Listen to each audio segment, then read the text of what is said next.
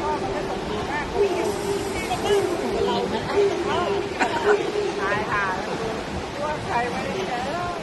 เราทำเองได้แค่ว่าหนูรถมันเองไม่เก่งนะตกอยู่นะ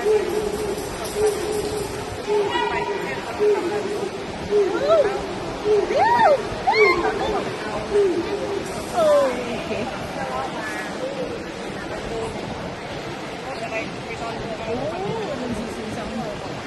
왜?